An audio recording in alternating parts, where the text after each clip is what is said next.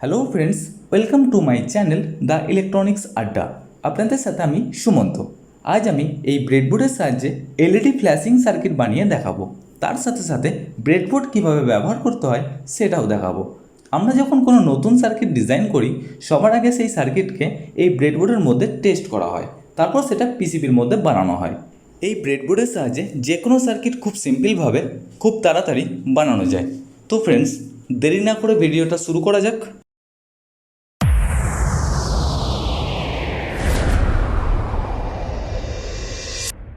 সর্বপ্রথম আমরা দেখে নিই সার্কিট বানাবার জন্য কী কী বোর্ড ব্যবহার করা হয়। এটা ব্রেডবোর্ড। এই বোর্ডের মধ্যে টেম্পোরারি সার্কিট বানানো হয়। নতুন কোনো সার্কিট বানাবার সময় এই বোর্ডের মধ্যে সার্কিটটা বানিয়ে টেস্ট করা হয়। এই বোর্ডে খুব সিম্পলভাবে আপনি খুব তাড়াতাড়ি সার্কিট বানাতে পারেন। এই বোর্ডে সার্কিট বানানোর জন্য কোনো সোল্ডারিংয়ের রিকোয়ারমেন্ট হয় না।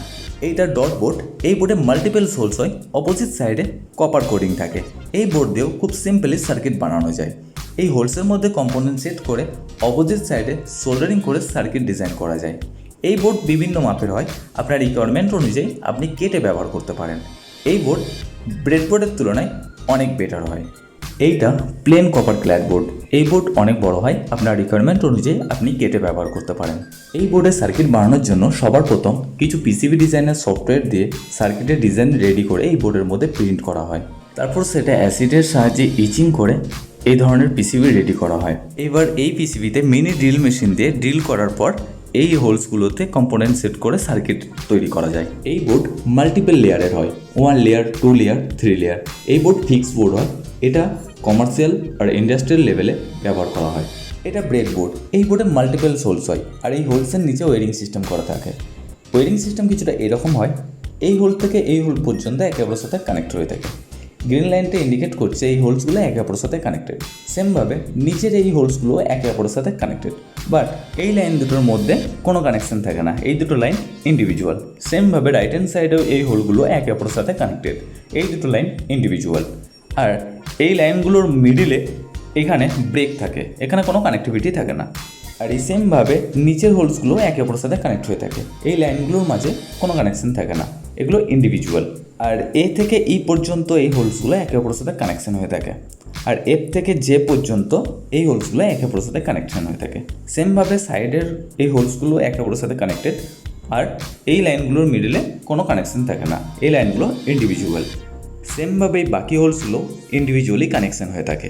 আর এই মিডিলে ব্রেক থাকে, এখানে কোনো কানেক্টিভিটি থাকে না। আপনি এই ডায়াগ্রামটা ভালোভাবে দেখে নিন, তো আপনি এই হোলসগুলোর কানেক্টিভিটি বুঝতে পারবেন। এবারে এই ব্রেডবোর্ডে একটা ছোট্ট সার্কিট বানিয়ে দেখাবো, এলইডি ফ্ল্যাশিং সার্কিট। তার জন্য যে সমস্ত কম্পোনেন্ট প্রয়োজন আমরা সেগুলো দেখে নিই। 555 টাইমার আইসি, 10 mmFD ক্যাপাসিটর, 330 ওহমসের রেজিস্ট্যান্স, 1 কিলো ওহমসের রেজিস্ট্যান্স, 50K ভ্যারিয়েবল রেজিস্ট্যান্স, কিছু ব্লু এলইডি, কিছু রেড এলইডি, আর 9 ভোল্টের ব্যাটারি, তার সাথে ব্যাটারি কানেক্টর। ব্রেডবোর্ডের সার্কিট বানানোর জন্য সবসময় জাম্পার ওয়্যার দরকার পড়ে। এই জাম্পার ওয়্যারের সাহায্যে কম্পোনেন্টের পিনগুলো একে অপরের সাথে কানেকশন করতে হয়।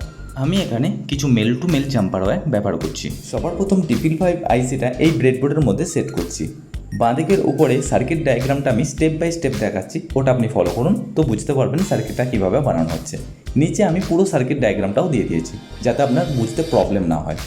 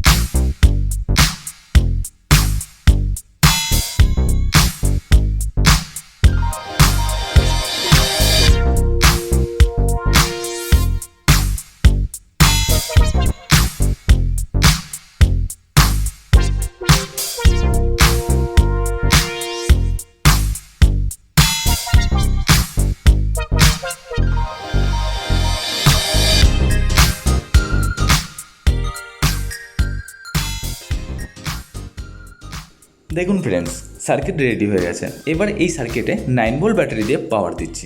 দেখুন এবার এলইডিগুলো ব্লিঙ্ক করছে। আমি ফ্ল্যাশটা বন্ধ করে দেখাচ্ছি, তাতে আপনি আরও ভালো বুঝতে পারবেন। এলইডির ফ্ল্যাশিং স্পিডকে আমরা কন্ট্রোলও করতে পারি। যদি একটা স্ক্রুড্রাইভার নিয়ে এই 50K ভ্যারিয়েবল রেজিস্ট্যান্সটা ক্লকওয়াইজ ঘোরানো হয়, তো এর স্পিড আরও বেড়ে যায়। এইভাবে আমরা এই ফ্ল্যাশিং স্পিডকে কন্ট্রোল করতে পারি। তো ফ্রেন্ডস, এই ভিডিওটা আপনাদের কেমন লাগলো অবশ্যই কমেন্ট করে জানাবেন। আর ব্রেডবোর্ড আর সার্কিটের ব্যাপারে যদি কিছু জিজ্ঞাসা করার থাকে প্লিজ কমেন্ট করুন, আমি অবশ্যই আপনাদেরকে হেল্প করব। আর এই ভিডিওটা যদি আপনাদের ভালো লেগে থাকে তো প্লিজ ভিডিওটা লাইক করুন আর প্রচুর শেয়ার করুন। আর হ্যাঁ, সাবস্ক্রাইব করতে একদম ভুলবেন না। সঙ্গে বেল আইকন প্রেস করে রাখুন, তাতে আপডেট ভিডিওর নোটিফিকেশন আপনার কাছে সবার আগে পৌঁছে যাবে। আজকের মতন এই পর্যন্তই। ফিরে আসবো আবার এক নতুন কোনো প্রজেক্ট নিয়ে। আপনারা খুব ভালো থাকুন, সুস্থ থাকুন। জয় হিন্দ, জয় ভারত।